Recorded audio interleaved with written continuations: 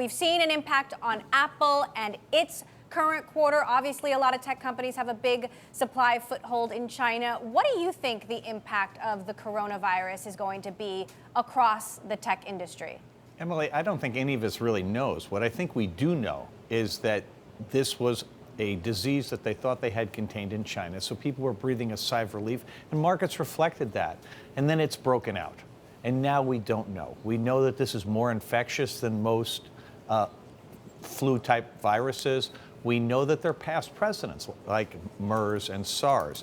The problem is the last ones that we're comparing to all occurred when China's economy was a lot smaller and when our lines of supply to China were less influential than they are now. So I think the market's reaction is the correct one, which is this is a setback. We don't actually know what it's going to mean, but if you're a tech company like Apple and your supply chain starts there and a big piece of your demand comes from there, you have to approach this with caution.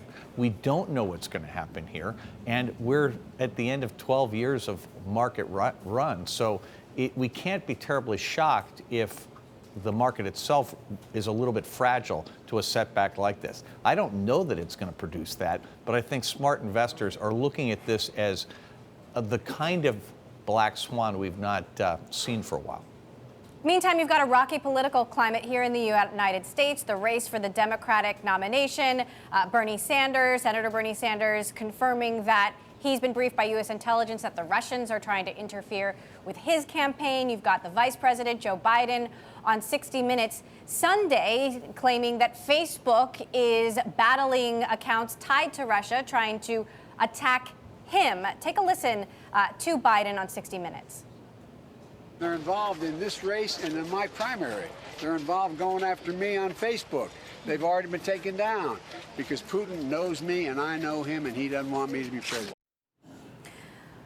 Roger, you wrote the book on Facebook. You've, in part helped cover the fallout from Russia's interference in the 2016 election.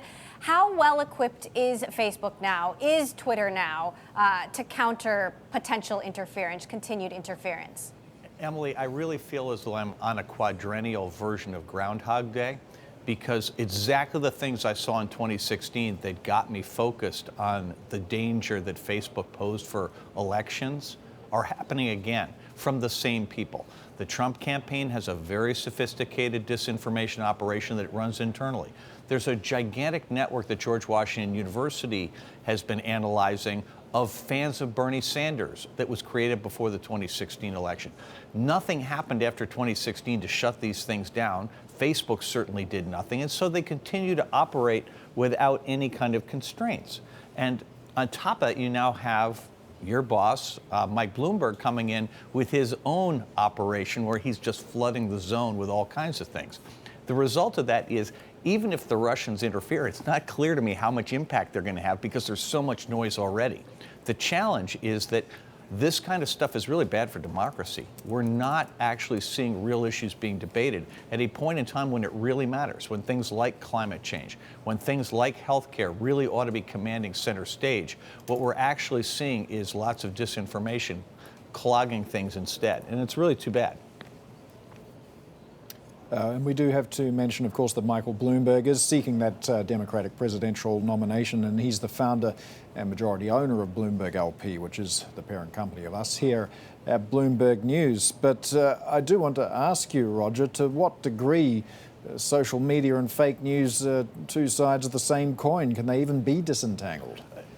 Not at present. I mean, Paul, the real problem that we're dealing with here is the business model, which is based on attention. The whole idea is, in order to command people's attention, you want to hit their emotional weak spots. And for most of us, that's going to be fear and outrage.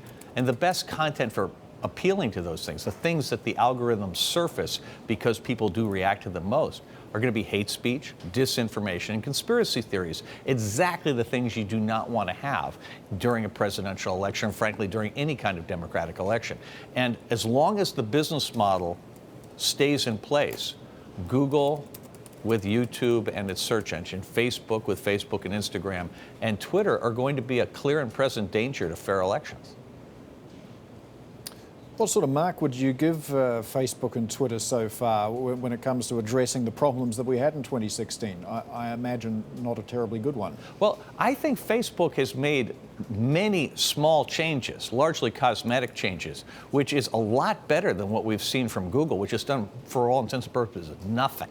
And, we have to understand that YouTube in particular, as well as gaming of the search engine at Google, those were huge issues in 2016, and nothing has been done to prevent that from happening in 2020. And then at Twitter, they've tried to do a bunch of things, but most of what they've done has not been helpful. And there are really obvious things Twitter should be doing, because journalism, politics, and celebrities all live on Twitter, and so disinformation there has an amplifying effect that's really dangerous, and Twitter just has shown itself to be completely incapable of dealing with it. So, Roger, what's your outlook for 2020? Obviously, we've got the coronavirus happening. We've got potentially massive economic impact. We've got a U.S. Political election happening. We don't know how that is going to turn out. How does that impact some of these names, and especially big tech names that we follow so closely? Well, I mean, Emily, quite clearly, the strategy employed by Facebook and Google in particular, where they basically take the position that they're equivalent to a sovereign nation and therefore should not be regulated by anybody. That has worked out fantastically for investors. And so the stocks, until very recently, were trading at highs. And so they, I think, are persisting in that model and are going to until some government shows that it's powerful enough to regulate them. And none has been able to do that to this point. What happens next, I think, is anybody's guess, because coronavirus, I mean, in all probability, it will turn out not to be the end of the world for us, but there is some measurable chance that 12 years into a market cycle, with China representing so much larger part of the supply chain and of demand, that it does turn out to be a big deal. And in an election year, if you were to have some kind of decline in economic activity, that's going to throw things up into the air. What is very clear to me is we are not in the United States on a path that will lead us to the best election we could have under these circumstances. And it makes me incredibly frustrated, because I've spent 3 years trying to call attention to the problem, because everyone, it doesn't matter what your political party is, it doesn't matter what your preferences are, we should all want to have elections be fair and be decided by Americans based on real issues, where we're really addressing what needs to be done, because there's huge economic opportunity in every one of these problems we look at today. But we're not going to get at that if we can't have a real honest conversation about what we should be doing.